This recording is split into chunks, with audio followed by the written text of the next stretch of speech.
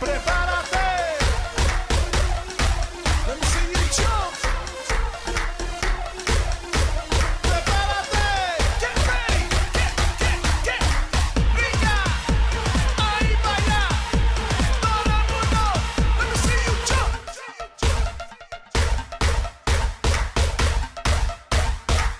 Hey everyone, welcome back to my channel. I'm Jessica, and today I have my 20-month update for my no-buy, and I feel very successful this past month because either I've been sick or my kids have been sick or a combination of all of that, and I haven't had time or the effort to buy even if I wanted to. So that is kind of a good thing, kind of a not good thing. As you can tell, I'm still kind of sick. I am slowly getting better. I've kind of been on that roller coaster. Some days I feel better than others, and today is just one of those not as good days. My glands are all swollen. I'm like all puffy and stuff all around here, and it's sore. And yeah, I sound like my head is this big, but that's not why you're here. You're here about my no-buy. And yeah, I've been successful. I've been successful this past month. And the funny thing is, when I chat with friends about different sales and stuff, I have to go run and look at them. I was talking with Amanda and Paula, and they said something about the MAC sale. I've never used MAC. I never have. I don't know why. It's never been that big appeal to me, and I had to go look.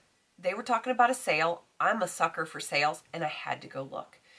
And when I looked, I was like, yeah, still not interested, and I just kind of X'd out of that browser, and it was kind of weird because it's 20 months. It is 20. I'm 4 months away from hitting 2 years of not buying makeup unless it's to replace something that I have no other item for.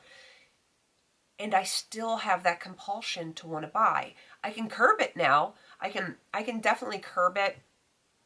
And in some ways it gets easier, but the compulsion is still there, and that worries me. It worries me a lot. I mean, I know I've changed my mindset. I know truly deep down that I don't want to add to my collection and that it gives me anxiety to have too much stuff. But at the same time, I still look. Like, I still have the desire to buy new things. And I don't know if that's ever going to go away. I honestly don't. I'm concerned. I am concerned because even when I was sick and having these conversations, I still thought about buying, and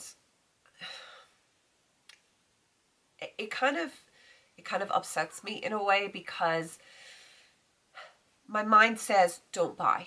My mind definitely says don't buy, and I will listen to that. I'm pretty darn sure I'm going to make it to the 2-year mark, but the fact that that desire to buy new things is still there and it's still strong worries me a little bit.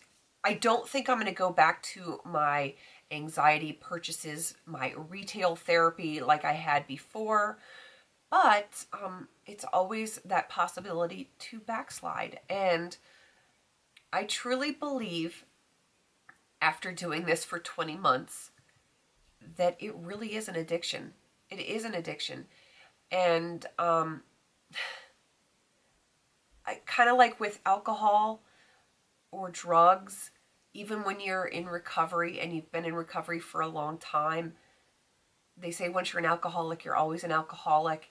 And I kind of feel like that with buying makeup and different cosmetics and beauty items. I feel like if I let myself buy outside of my replacement parameter, that a part of me wants to go crazy.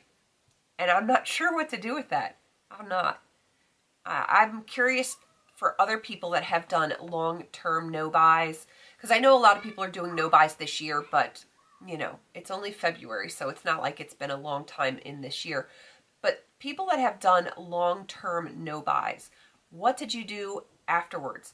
Did you revert back to your old ways? Did you stay on the straight and narrow? Tell me what you did, because I, honest to God, don't know what to do with this feeling in the back of my mind. I really don't. What do you do with that?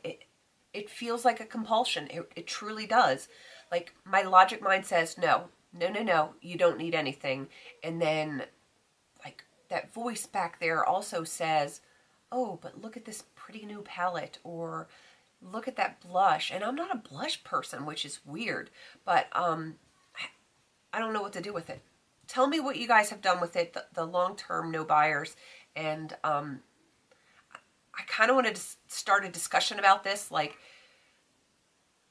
what you guys found worked for you, what you didn't have work for you, and see if the same thing worked for different people, because I don't know. I don't know what to do.